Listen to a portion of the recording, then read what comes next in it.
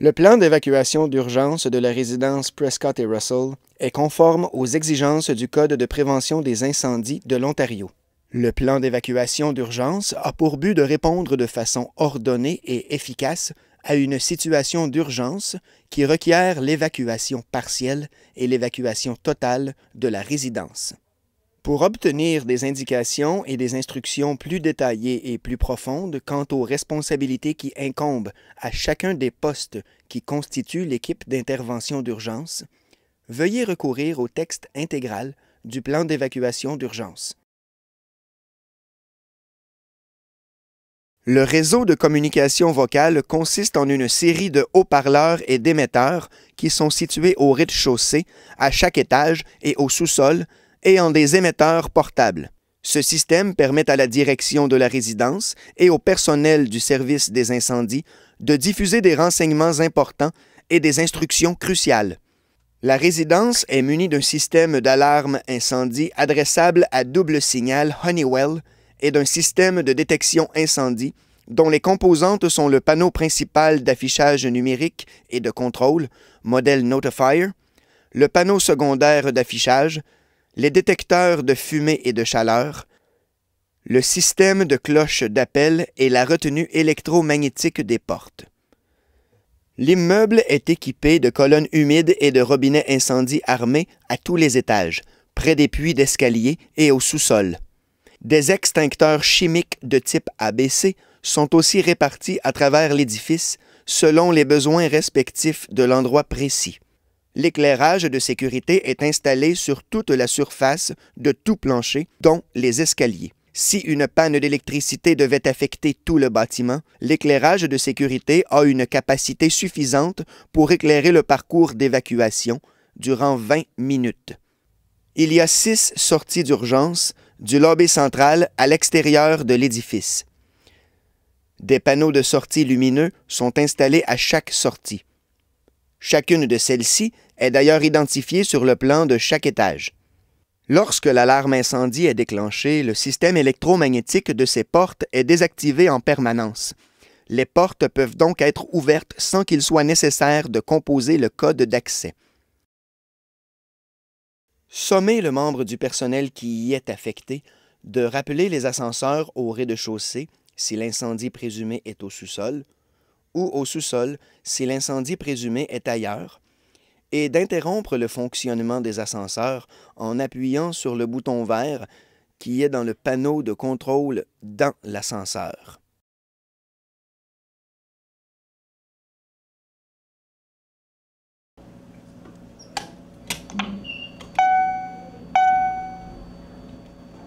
Les portes coupe-feu sont retenues en position ouverte par un électroaimant. Quand l'alarme est déclenchée, le champ électromagnétique est annulé, donc les portes se rabattent automatiquement. Le premier employé qui arrive au panneau de contrôle, qui est dans le poste des préposés aux soins infirmiers du rez-de-chaussée, doit identifier l'emplacement de la situation d'urgence sur l'écran numérique. Attention, attention! Code rouge, chambre 137, L quartier. Code rouge, chambre 137, L quartier. Code rouge, chambre 137, L quartier. Demandez aux occupants ambulatoires, ce qui inclut les visiteurs, de quitter les lieux. Dans la mesure du possible, évacuez en premier lieu la pièce où l'incendie a pris naissance. Évacuez toutes les pièces qui se trouvent de part et d'autre de la pièce initialement touchée.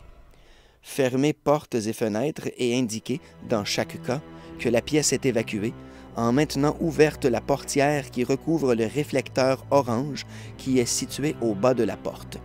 Déplacez les occupants, autant les résidents que les visiteurs, vers une zone qui est sécuritaire, au même étage, derrière les portes coupe-feu.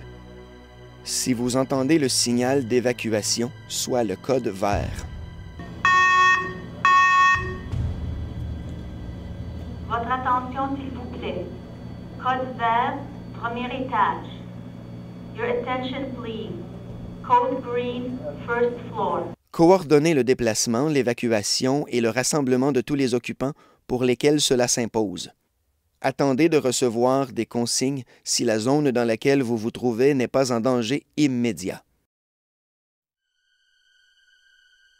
S'il s'avère impératif de déplacer et d'évacuer un résident non ambulatoire alité, tout en rassurant continuellement celui-ci, assurez-vous de retirer d'abord les couvertures, puis de dégager les coins du drap afin de le retirer du matelas. Ce drap s'avérera la pellicule dans laquelle et avec laquelle vous ferez glisser le résident. Faites ensuite descendre le lit à l'aide du dispositif prévu à cet égard. En prenant soin d'inclure l'oreiller et après avoir rapproché le résident du bord du lit, soulevez le résident et le drap selon la méthode qui convient pour éviter les blessures, et ce, pour vous comme pour lui, et déposez-le par terre. Après vous être assuré que le champ est libre, tirez-le, les pieds d'abord et l'oreiller bien en place, à l'extérieur de la chambre. Une fois à l'extérieur, fermez la porte afin de pouvoir ouvrir la portière qui recouvre le réflecteur orange et qui est au bas de la porte. Dirigez-vous enfin avec fermeté et avec une rapidité constante vers la zone sécuritaire. En ce qui concerne les occupants non ambulatoires qui ne peuvent emprunter l'escalier, des méthodes particulières sont mises à exécution conformément au plan de prévention d'incendie et de mesures de sécurité en cas d'incendie, afin d'assurer l'évacuation de ces individus, qu'il s'agisse de résidents, d'employés ou de visiteurs. Des chaises spécialisées EvacueScape ont été installées à chaque étage, dans les puits d'escalier, et doivent être utilisées pour aider les préposés aux soins infirmiers à déplacer verticalement les individus qui ont peine à descendre l'escalier ou qui sont dans l'impossibilité de le faire, que ce soit de façon autonome ou avec assistance.